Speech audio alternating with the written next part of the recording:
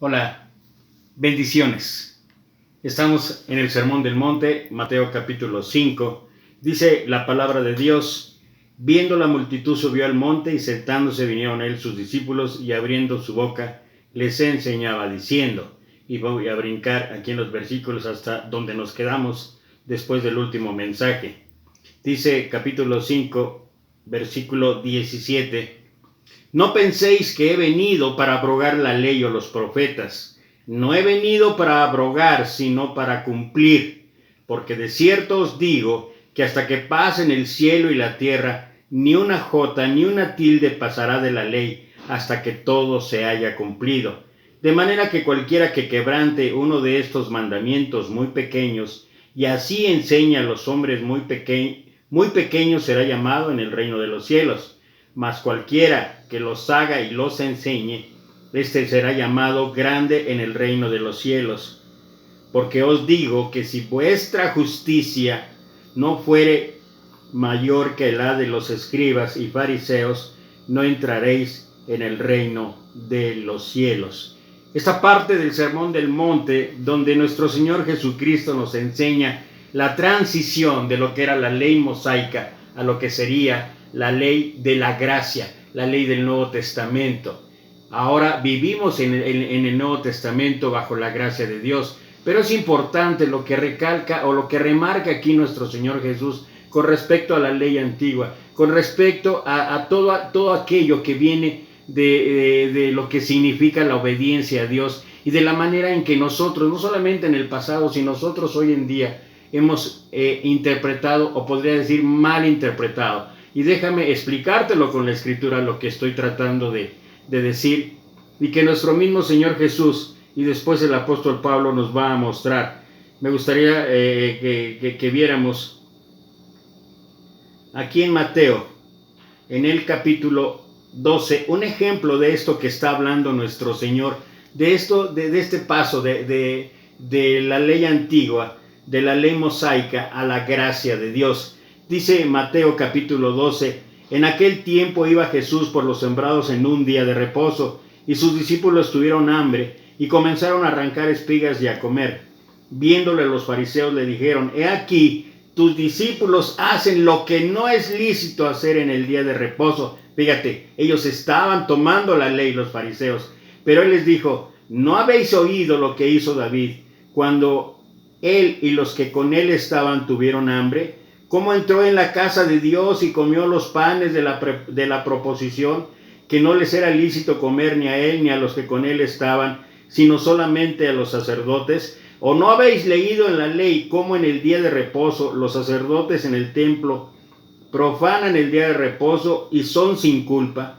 Pues os digo que uno mayor que el templo está aquí. Y si supieses qué significa misericordia quiero y no sacrificio, no condenaréis a los inocentes, porque el Hijo del Hombre es Señor del día de reposo. Y voy aquí sí a remarcar este versículo que habla nuestro Señor, porque el Hijo del Hombre, o sea, nuestro Señor Jesucristo, es Señor del día de reposo. O sea, nuestro Señor Jesucristo estaba aún por encima de la ley, pero Él aclaró en lo que leímos ahí en el Sermón del Monte que Él no había venido a abrogar la ley, que Él había venido para cumplirla, y Él la cumplió con cada uno de los puntos establecidos en ella, de tal manera que eso nos da la oportunidad de considerar ahora la gracia de Dios como algo que ya no nos encadena.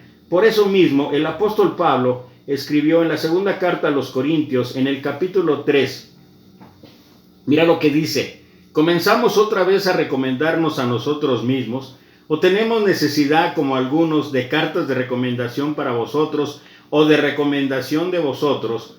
Nuestras cartas sois vosotros, escritas en nuestros corazones, conocidas y leídas por todos los hombres, siendo manifiesto que sois cartas de Cristo. Fíjate, sois cartas de Cristo expedida por nosotros, escrita no con tinta, sino con el Espíritu del Dios vivo, no en tablas de piedra, sino en tablas de carne del corazón.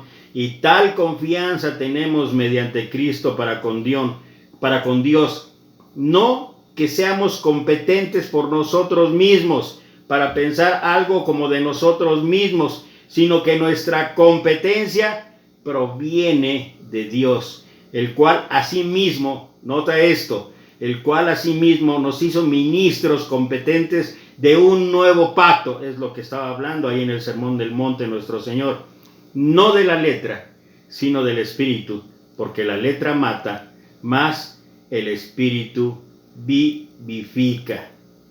Y si el ministerio de muerte grabado con letra en piedras fue con gloria, tanto que los hijos de Israel no pudieron fijar la vista en el rostro de Moisés a causa de la gloria de su rostro, la cual había de parecer, ¿cómo no será más bien con gloria el ministerio del Espíritu? Eso es la transición entre la ley y la gracia, antiguo pacto y nuevo pacto. Jesús, estando con la mujer samaritana, hablando acerca del monte donde se debía adorar, él dijo, vendrá el tiempo en que los verdaderos adoradores adorarán en espíritu y en verdad. Es cierto que la letra está para seguirla, es cierto que los mandamientos son claros, pero también es cierto que hay que buscar el fondo, no la forma. Y cuando Jesús habla acerca de esto y habla de la enseñanza que tenemos, muchos de nosotros hemos caído en esa situación de error. Cuidamos tanto la sana doctrina, hablamos tanto de la sana doctrina, defendemos tanto de la sana doctrina, contendemos tanto ardientemente por la fe que nosotros interpretamos con la sana doctrina que olvidamos el fondo y cuidamos más bien la forma. La letra mata, pero el Espíritu vivifica, y nuestro Señor Jesucristo es Señor aún del día de reposo, es Señor aún de la misma letra. Y cuando nosotros nos acogemos dentro de la gracia a lo que es el mandato, a lo que es la ordenanza de nuestro Señor Jesucristo, a darle el verdadero sentido a todas y cada una de las cosas que tenemos en el Nuevo Testamento, y lo interpretamos con lo que él acabó diciéndole a los fariseos allá cuando les cuestionaron acerca de comer en el día de reposo: misericordia quiero y no sacrificio, porque no he venido a llamar a justos, sino a pecadores, al arrepentimiento. Que Dios te bendiga. Hasta la próxima.